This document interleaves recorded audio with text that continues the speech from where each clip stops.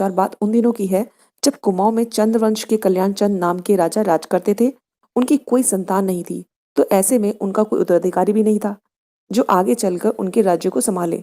तो ऐसे में उनका मंत्री ऐसे सोचता था कि राजा के बाद राजा का पूरा राज्य उसको ही मिल जाएगा। एक बार राजा कल्याणचंद सपने बागनाथ मंदिर गए और वहां पर संतान के लिए प्रार्थना की। बागनाथ की कृपा से उनका एक बेटा हो गया जिसका नाम निर्भय चंद पड़ा। निर्भय को उसकी माँ प्यार से गुगुती के नाम से बुलाया करती थी।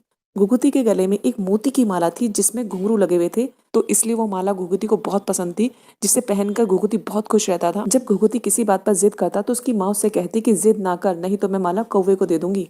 घुघुती को डराने के लिए उसकी माँ ऐसा कहा करती थी, काले कौवा काले घुघुती माला खा ले। ये सुनकर कई बार कौवे वहां आ जाते, जिसको देखकर घुघुती जिद छोड़ देता था। जब माँ के बुलाने पर कौवे वहां आ जाते तो वो उनको कोई ना कोई चीज खाने को दे देती। इस तरह से धीरे धीरे घुघुती की कौवों के साथ दोस्ती हो गई। उधर जो मंत्री था, जो राजपाट की उम्मीद लगाए बैठा था, वो घुघुती को मारने के बारे में सोचने लगा ताकि उसी को राजपाट राजगद्दी सब मिल जाए। मंत्री ने अपने कुछ साथियों के साथ मिलकर एक षड्यंत्र रचा। एक दिन जब घुघुती खेल रहा था तब वो उसे चुपचाप वहां से उठाकर ले गया। जब वो घुघुती को जंगल की ओर ले जा रहा था तब एक कौवे ने उसे देख लिया और जोर जोर से काव काव करने लगा। उसकी आवाज सुनकर घुघुती जोर जोर से रोने लगा और अपनी माला को उतार कर कौवों को दिखाने लगा। तो इतने में सभी कौवे इकट्ठे हो गए और मंत्री उसके साथियों पर मंडराने लगे। उतने में एक कौवा घुघुती के हाथ से माला झपट कर ले गया। सभी कौवों ने एक साथ मंत्री और उसके साथियों पर अपनी चोंच और पंजों से हमला कर दिया। ये देखकर मंत्री और उसके साथी घबरा गए और वहां से भाग खड़े हुए। तो ऐसे में जंगल में घुघुती अकेला रह गया और वो एक पेड़ के नीचे जाकर बैठ गया और सभी कौवे भी उसी पेड़ में आकर बैठ गए। जो कौवा हार लेकर गया हुआ था वो सीधे महल में जाकर एक पेड़ पर माला टांगकर जोर जोर से बोलने लगा। कौवे की काव काव की आवाज सुनकर जब लोगों की नजरें उस पर पड़ी तो उसने घुघुती की माला घुघुती की माँ के सामने रख डाली।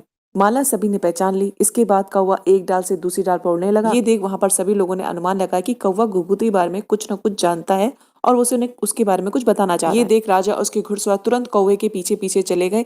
कौवा आगे आगे और घुड़सवार पीछे पीछे।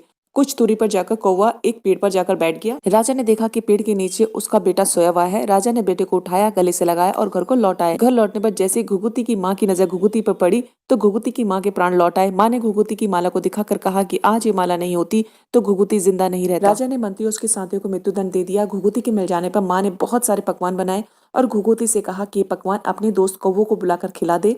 घुघुती ने कौवों को बुलाकर खाना खिलाया और इस तरह से ये बात धीरे धीरे पूरे कुमाऊं में फैल गई और इस त्योहार को बच्चों के त्योहार के रूप में ले लिया गया। तब से हर साल उत्तरायणी यानी मकर संक्रांति के दिन धूमधाम से इस त्योहार को मनाया जाने लगा। उत्तरायणी यानी मकर संक्रांति के दिन पूरी, उड़द दाल की बड़ी, जिसकी रेसिपी मैं आपके साथ ऑलरेडी शेयर कर चुकी हूँ, और साथ में मीठे आटे से बनाए पकवान जरूर बनाया जाता है। If you are